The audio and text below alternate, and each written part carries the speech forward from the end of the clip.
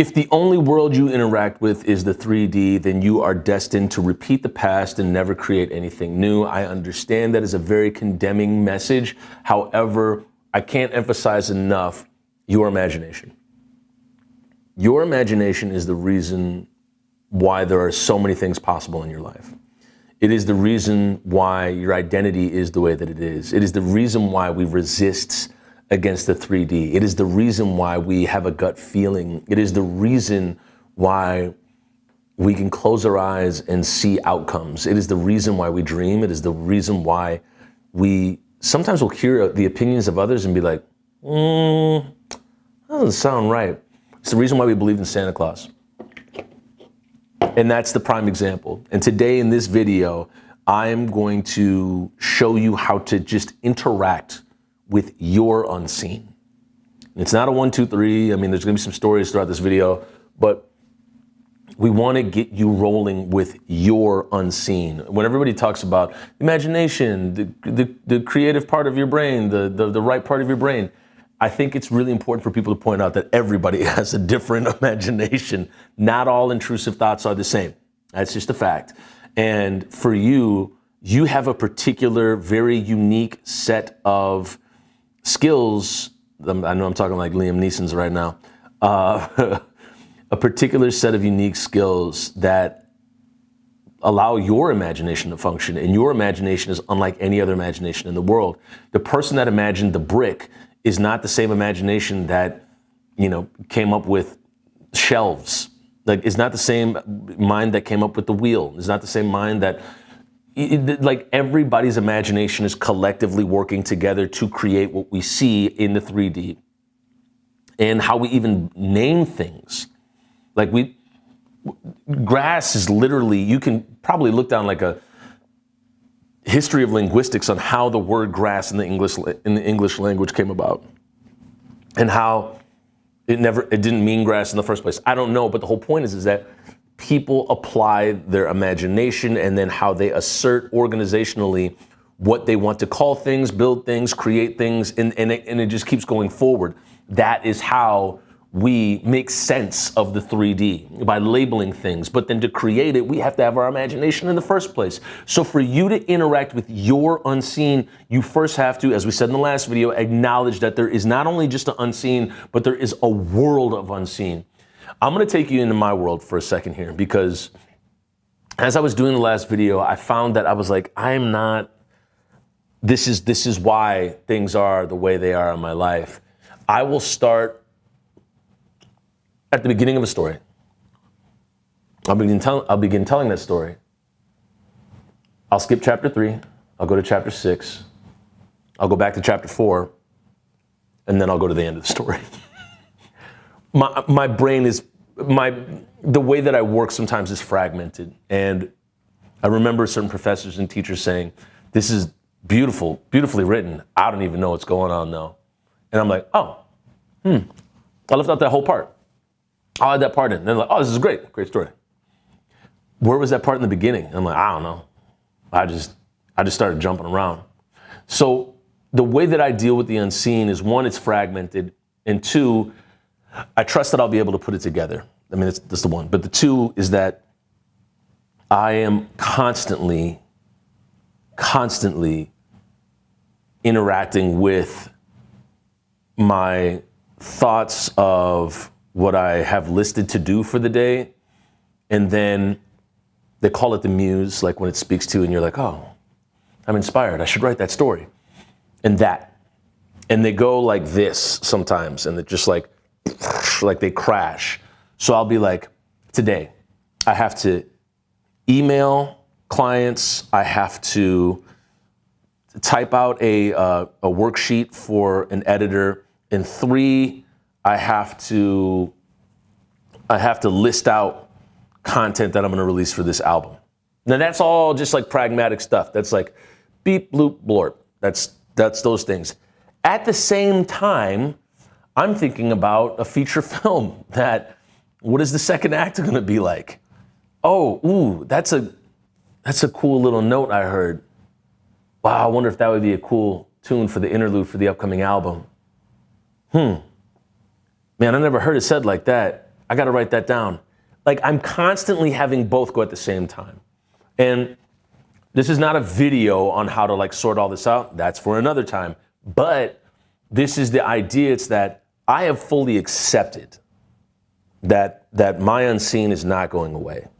And I knew this as a child. Like I was like, man, there were parts of me that were like, oh, if I can just be a computer programmer, or if I can just be something where, you know, it just involves being in an office or something like that, then I'll never have to worry about anything and things will be fine.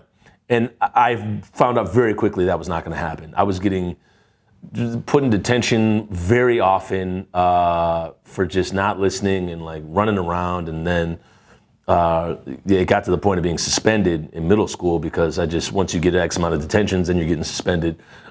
And there was a whole, like, we're just running around the hallway and like I would be making sounds, like a whole like sound library as the teacher was talking. And obviously that's not respectful or conducive to the class. And my teacher at that point in 5th grade told me to record a 10-minute album of just sounds I'm making. And so I made a 10-minute album and then brought it back and got an A.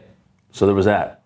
All that being said is there comes a point where I had the option to either say, okay, I can put this away. I can put it somewhere, not totally away. You know, maybe it'll be like a guitar that I break out every now and then and play for people or just play for myself, whatever. And that's fine too. Again, your unseen is unique to you. For me, I would say my unseen is a little bit ramped up, and I've allowed it to get there because I don't want to know what it's like to sit in an office, and that's okay too. If somebody does want to sit in an office, again, no judgment to any of these things. I think it's important for you to figure out your right brain and how that is going to operate in your life. How much are you suppressing it? How much are you interacting with it? How much are you interacting with the unseen? Are you just going by what you've experienced in the past, or are you going by what you imagine and dream can happen right now? Because when you do the latter, you are co-creating a life with the universe, God, higher power, whatever you want to call it. And when you keep interacting with it, when you keep accepting it, when you can meditate with that, there is literally no limitation to what you can do at all. You can work with any group of people. And the thing for me, the big unseen for me, was the rewards of it that came from it that I still work on. There's no ultimate like on or off switch. It's that I was able to have a relationship with my father, have a relationship with my mother, and the biggest thing was have a relationship with myself, but also create community and be somewhat of an operative, just not monolith, some of an operative pillar, like a pillar. Like I think when I first looked at monolith, I think they described it as a pillar. See, this is my brain again. I don't think in words. I'm like, I see it as like a pillar, like in a Greek, theater, but anyways, I was able to become a pillar in the community to support people and then hopefully direct people in the right direction to people that know way more than I do. And in doing that, in interacting with the unseen and being like, you know what, I think we can make new logos for the high schools in the city and just say that they're unofficial and just like hand them out. I think that we can create an independent media company that can rebrand different institutions in the city and report on reporting and create accountability in reporting. I think that we can really create a documentary, like mini documentaries about different protests and press conferences that happened. Like that, nobody was doing that. I mean, people were doing them in different ways, but not in the way that I was imagining them and then proposing them to the table. All that being said, when you have the muse strike you, I am a firm believer that you acknowledge that that's happening. You're getting an inspired moment. You're receiving information from outside of you. It's a real thing. It's a really, really real thing. And when we deny that, we begin to really get calcified in that denial of whatever that is for us. And in that calcified denial, what we end up doing is we end up creating a world where the unseen is an indictment. And it's, whoa. Why would you ever say that? Why would you even dream that? Why would you think that? Don't ever say that again. I feel like, what's his name? Terry Green, Zach Galifianakis. The kid at the end of the bit asks him, you said that you should use your nose? And he's like, I never said that. Don't ever say that to me. I'll never say that. And speaking of the unseen, you only thought that comedy was in SNL or it had to be in some like really like deeply produced studio. When Funny or Die came out on YouTube, it was just like, you can actually do anything you want. There doesn't even need to be a script. You can just let it rip, just go for it. And this is the thing, when you live in a world where the unseen is indicted, it's kind of like that principle in Matilda. It's like, we're not having fun here at all. As a matter of fact, what you see is what you get. And that it wasn't that I didn't accept that. It was that I said, yes, and so if somebody, like we get sat down at detention and be like, hey, what you see is what you get. I'd be like, yeah, and I'm still making these logos, bro. I know I'm in 6th grade, but I'm making logos for all the high schools and elementary schools. Get at your boy. And so the idea was, the more that I was able to entertain that, the more that I wasn't taking detention as a grain of salt. I was saying, there's more to this. There's more than this. And you know that there's more for you than what you see before you. Like, there's way, way more. You can make the thing. I always think about the people that enter the state fair in embroidery. Embroidery is an incredibly tedious task. And before somebody even goes into it, they have to take a breath and say, I'm gonna spend 2 hours doing this today and tomorrow and next month. It doesn't stop there. It takes a long time. And then they imagine themselves, entering that embroidery into a contest. You have to see the future for yourself to create it. And you already see it, but you have to acknowledge it first. And when you take your unseen, and this is the one thing I'll give you in this video, is describe what your unseen is. Like, really write it down to the T. Like, what is it that you see? What is it that you notice? Do you smell something? Do you hear something? Like, what are the details of it that somebody could be like, oh, wow. Like, they could get as close as possible to it.